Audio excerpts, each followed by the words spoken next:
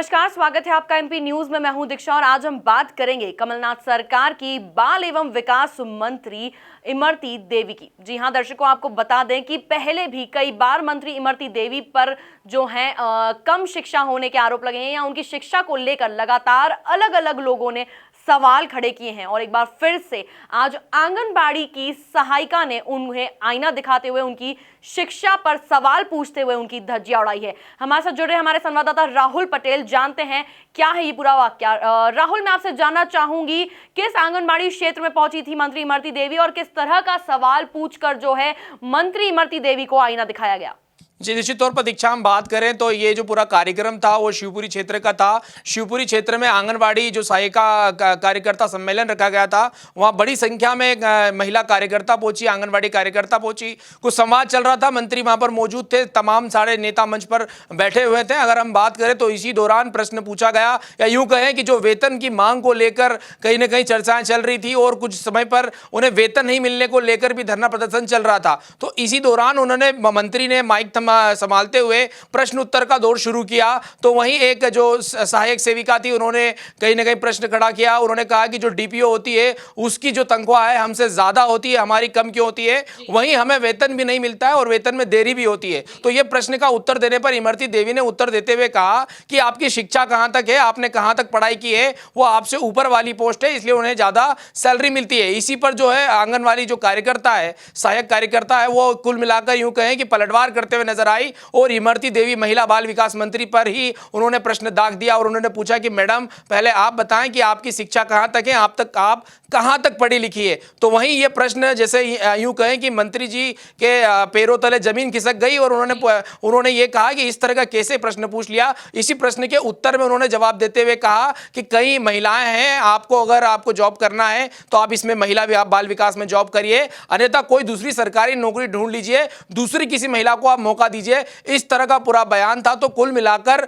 एक बार फिर जो शिक्षा को लेकर प्रश्न उठा तो उस पर आग बबूला हो गई मंत्री और उनके पास में जो अधिकारी खड़ी थी वो महिला से माइक छीनने लगी, या यूं कहें कि जो पूरा मामला था वो हास्यास्पद था, लोग हंसने लगे और कुल मिलाकर अगर मंच की बात करें तो एक सन्नाटा सा पसर गया, जिसको लेकर महिला एवं बाल विकास मंत्री इमरती देवी की किरकिरी होना शुरू हो गई, लोग हंसने लग गए। तो उसी के बाद से मंत्री इमरती देवी मंच से उतरकर कहीं दूर चली गई। जब सांसद ज्योतिरादित्य सिंधिया वहां मौजूद हुए, जब वो उपस्थित हुए तब मंत्री आए। तो कुल मिलाकर ये पूरा वाकया था, एक बार फिर प्रश्न चिन्ह खड़ा कर दिया। और जो आंगनवाड़ी की सेविका थी, कार्यकर्ता थी, उन्होंने मंत्री जी को आईना दिखाया कि यदि मेरी शिक्षा कम है तो मेरी सैलरी कम है, लेकिन आपकी शिक्षा बताइए, आप महिला बाल विकास मंत्री है। तो कुल मिलाकर एक बार फिर कहीं ना कहीं निशाने पर आ गई है महिला एवं बाल विकास मंत्री इमरती देवी। जी बिल्कुल, जिस तरह से आपने पूरी जानकारी दी है राहुल, इसके बाद से जो है सूचना के अनुसार ये भी पता चला था कि इमरती देवी ने उन्हें धमकी दे डाली है डायरेक्ट नौकरी छोड़ने की। और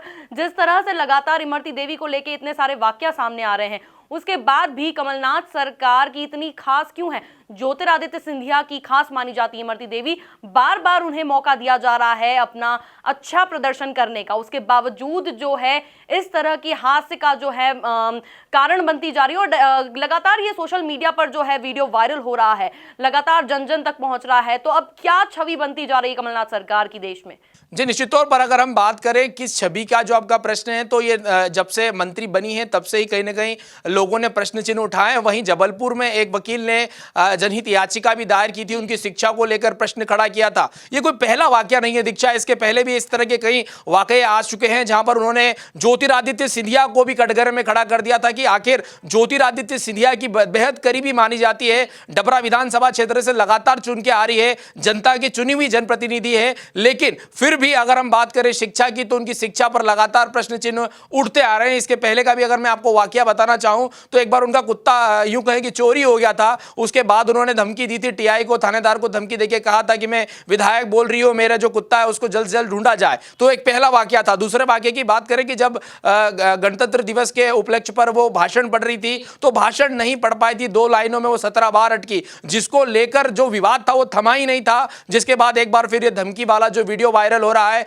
जिसके बाद कमलनाथ सरकार सीधे निशाने पर आ गई है और कहा जा रहा है कि आखिर क्यों मेहरबानी की जा रही है बार बार महिला एवं बाल विकास मंत्री पर। तो मैं आपको बताना चाहूंगा, ये ज्योतिरादित्य सिंधिया की बेहद करीबी मानी जाती है और यूं कहे कि उन्हीं के गुट की मेहरबानी की वजह से इन्हें यह मंत्रालय का पद दिया गया है। और ज्योतिरादित्य सिंधिया की खास करीबी होने के नाते कमलनाथ सरकार इस पर कोई भी स्ट्रिक्ट एक्शन नहीं ले रही है, या यूं कहें कि शिक्षा पर जो सवाल उठ रही हैं उस पर कुल मिलाकर वो मौन सी नजर आ रही है। कोई इस पर हरकत नहीं हो रही है, कोई इस पर एक्शन नहीं हो रहा है। जगह जगह से ये बात कहें हम नेशनल मीडिया तक और राष्ट्रीय और देश के स्तर पर यह प्रश्न चिन्ह उठाए जा रहे हैं कि यदि शिक्षा का स्तर महिला एवं बाल विकास मंत्रालय जो महिला और बाल विकास करता है वो खुद का विकास नहीं कर पा रहा है तो जनता का विकास किस प्रकार करेगा, इस तरह के भी प्रश्न उठते नजर आ रहे हैं। तो कुल मिलाकर एक बार फिर ज्योतिरादित्य सिंधिया की करीबी ने कमलनाथ सरकार की किरकिरी करा दी है। जी बिल्कुल, कमलनाथ सरकार का कोई भी बड़ा कदम न उठाना कहीं ना कहीं इस बात का भी संकेत दे रहा है कि यदि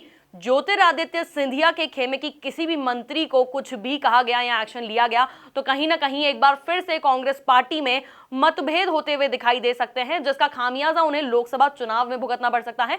इस पूरे वाकया के सामने आने के बाद हम सिर्फ यही कह सकते हैं, एक बहुत लाइन इस पे सूट कर रही है, उल्टा चोर कोतवाल को डांटे। तो ये था एक ताजा मुद्दा जो कि हमने हॉट इशू बना के आपके सामने पेश किया है। ताजा तरीन खबरों के लिए आप बने रहिए एमपी न्यूज के साथ।